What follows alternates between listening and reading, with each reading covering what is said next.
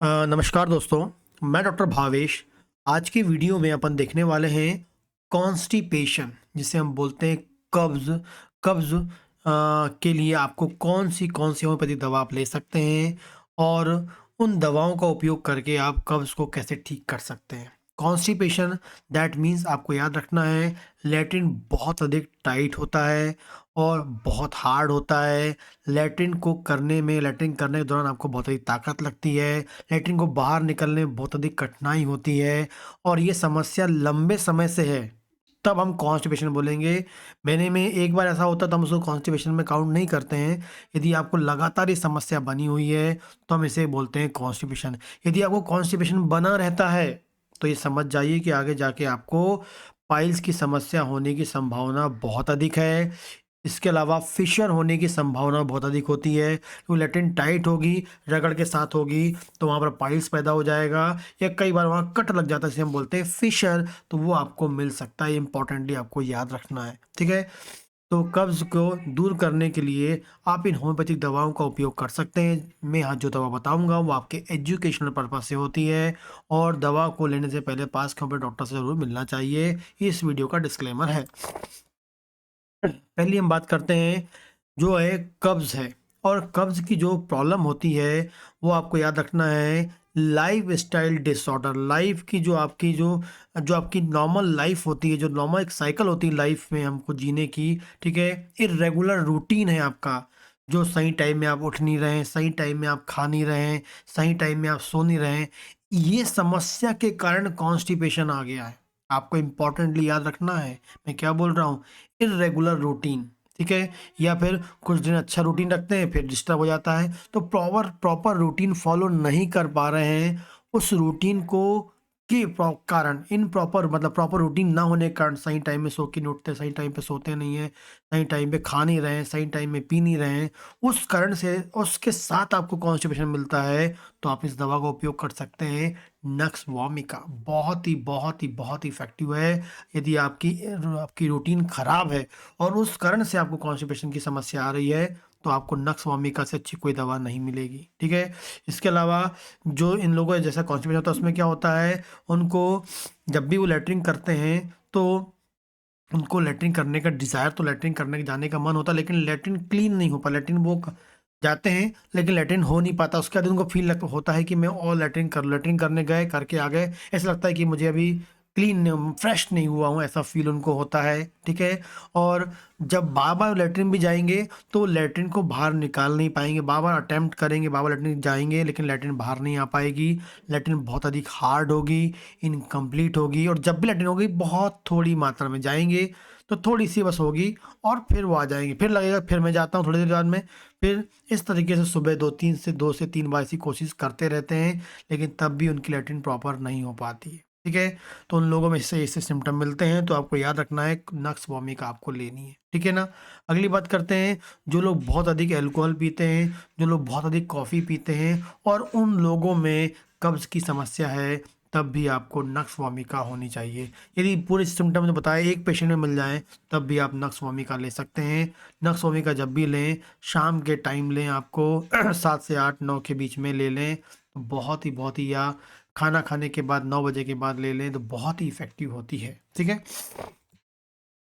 आगे बात करते हैं, कॉन्स्टिपेशन है, आपको कब्ज़ की समस्या है, और कब्ज़ में आपको ड्राइनेस लगती है, सूखापन लगता है, आपको एनल रीजन में सूखापन लगता है, ठीक है। एकदम ड्राई लैट्रिन जो कैसी होगी, सूखी होगी, ड्राई मतलब ड्राई होगी, हार्ड होगी, और लार्ज एक बड़ा साइज़ का लैट्रिन आपको मिलेगा, स्टूल होता है, ठीक है। और उस बड़े साइज़ के लैट्रिन को निकालने में बहुत अधिक ताकत लगती है, ठीक है। लैट्रिन सूखा होता है, हार्ड होता है, और बड़े साइज़ का होता है, और उसको निकालने में बहुत अधिक ताकत लगती है। कई बार लैट्रिन देखते हैं तो एकदम जला-जला सा फ़ील होता है, ठीक है। और साथ में वो पेशेंट पानी कम पीता है, डिहाइड्रेशन मिलता है, ऐसा सिम्पटम है। तो आप पानी को कम ठीक करके, डिहाइड्रेशन को दूर करके भी आप ठीक कर सकते हैं, और साथ में एक दवा आप ले सकते हैं ब्रायोनिया। तो जब भी लैट्रिन सूखा आता है, हार्ड आता है, बड़ा आता है, लैट्रिन का साइज़ बड़ा होता है, लैट्रिन स्टूल का जो साइज़ बड़ा होता है, करने में ताकत लगती है, ऐसा लगता है कि जो लैट्रिन एकदम जला-जला, सूखा-सूखा आ रहा है, और साथ में पेशेंट में हिस्ट्री मिलती है कि वो पानी कम पीता है या पानी ना के बराबर पीता है, खासकर लड़कियों में मिलता है कई बार, तो ब्रायोनिया आप ले सकते हैं, बहुत ही इफ़ेक्टिव होता है। अगली बात करते हैं, क्रोनिक कॉन्स्टिपेशन, लंबे समय से कब्ज़ की समस्या है, ठीक है? लैट्रिन जो है सूखा आता है, बहुत एक्सट्रीम सूखा है, ब्रायोनिया की तुलना पे भी ज़्यादा सूखा होता है, बहुत ज़्यादा सूखा है, ठीक है? No desire to pass to, latrine करने का उसको मन नहीं होता, लैट्रिन करने का मन नहीं होता है, हाथों का जो मूवमेंट है वो बिल्कुल ख़राब हो गया है, ठीक है? और कई बार उसको मतलब हफ्ते में कुछ दिनों में एक बार लैट्रिन जाता है, मतलब हफ्ते में 7 दिन में 5 दिन में एक बार लैट्रिन जाता है, some time only once in a several day, मतलब सेवरल डे में 7 दिन में 8-10 दिन में एक बार लैट्रिन जाता है, ये सिम्टम मिलता है alumina, very very very important है। क्रोनिक कब्ज है, सूखा लैट्रिन होता है, लैट्रिन जाने का मन ही नहीं होता, लैट्रिन का उनको इच्छा ही नहीं होती है, लैट्रिन लैट्रिन करने का मन नहीं करता है, ये एक्सट्रीम ड्राई, एकदम बहुत अधिक सूखा होता है, ठीक है? हाथों का मूवमेंट चला गया है सूखापन के कारण, और हफ्ते हफ्ते भर में एक बार लैट्रिन करता है, मिलते हैं भाई ये पेशेंट, एलुमिना नाम की दवा उपयोग कर सकते हैं, बहुत ही इफ़ेक्टिव है। आगे बात करते हैं, कॉन्स्टिपेशन है, और साथ में इसको क्या है, गैस की समस्या है, एसिडिटी की समस्या है, इनडाइजेशन की समस्या है, कब्ज़ के साथ आपको एसिडिटी, खट्टी डकार, एसिडिटी की समस्या है, ठीक है? खाना खाने के बाद पेट में भारीपन लगता है, ठीक है? और जब लैट्रिन वो करता है तो शुरुआत का जो लैट्रिन होता है हार्ड होता है, और उसके बाद का सॉफ्ट होता है, कई लोगों पेशेंट में मिलता है, आप देखते हो कई लोगों में मिलता है, ठीक है? शुरुआत का जो स्टार्टिंग का जो लैट्रिन होता है बहुत अधिक हार्ड होता है, लेकिन उसके बाद वाला जो लैट्रिन होता है सॉफ्ट मिलता है, ऐसा हमको मिलता है, तो ये कारण, ये इस तरह की कंडीशन मिलती है। लाइकोपोडियम, लाइकोपोडियम उपयोग कर सकते हैं, कब्ज़ है, एसिडिटी है, गैस है, खट्टी डकार आ रही है, खाना खाने में भारीपन लग रहा हो, खासकर पहला लैट्रिन आपको हार्ड मिलता है, फिर सॉफ्ट रहता है उसके बाद, ठीक है? पेशेंट बोलता है सर जैसे मैं करता हूँ लैट्रिन, पहला हार्ड होता है, उसका सॉफ्ट भी हो जाता है, लाइकोपोडियम आपको सोचना चाहिए। आगे बात करते हैं, बहुत सीवियर, बहुत सीवियर कॉन्स्टिपेशन है, हाथों का मूवमेंट बिल्कुल ख़त्म हो गया, ना के बराबर है, लैट्रिन बिल्कुल ड्राई आपको मिलता है, ठीक है ना? लैट्रिन करने मतलब आपको लैट्रिन करने का मन ही नहीं करता है, लैट्रिन आपके लैट्रिन ऐसा लग रहा है कि लैट्रिन हमारे वहाँ पर रेक्टम में, ये लैट्रिन तो एकदम आ गया है, लेकिन वो आपको उस लैट्रिन आपके बिल्कुल मल द्वार में आ गया है, उसके बावजूद भी लैट्रिन करने का मन नहीं होता, लैट्रिन करने की सेंसेशन नहीं आती, लैट्रिन करने का डिज़ायर नहीं आता, कंप्लीटली आपको डिज़ायर नहीं होता है, हाथों का मूवमेंट बिल्कुल ख़राब हो गया है, बहुत सीवियर कॉन्स्टिपेशन हो गया है, ओपीएम नाम की दवा आपको सोचनी चाहिए, बहुत ही इफ़ेक्टिव, लेकिन डॉक्टर से कंसल्ट करके ही लें, पास के हो पे डॉक्टर से मिल के लें, ओपीएम नाम की दवा। आगे हम बात करते हैं, क्रोनिक कॉन्स्टिपेशन है, और साथ में आपको याद रखना है, जब लैट्रिन जो हो रही है, छोटी-छोटी गुठलियों के रूप में, जैसे आप देखते हैं, आपने कभी देखा हो बकरियाँ कैसी लैट्रिन करती हैं, छोटी-छोटी गुठलियों में करती हैं, यदि वैसी छोटी-छोटी गुठलियों के रूप में लैट्रिन हो रही है, कब्ज़ है, और कब्ज़ में लैट्रिन एकदम छोटी-छोटी गुठलियों के रूप में होती हैं, और साथ में आपके मल द्वार में दर्द होता है, मल द्वार में इरिटेशन होता है, मल द्वार में बर्निंग होती है, तो सल्फ़र नाम की दवा आप सोच सकते हैं। छोटी-छोटी गुठलियों के रूप में आपको हो रहा है, याद रखना है, तो आप सल्फ़र नाम की दवा सोच सकते हैं, ठीक है?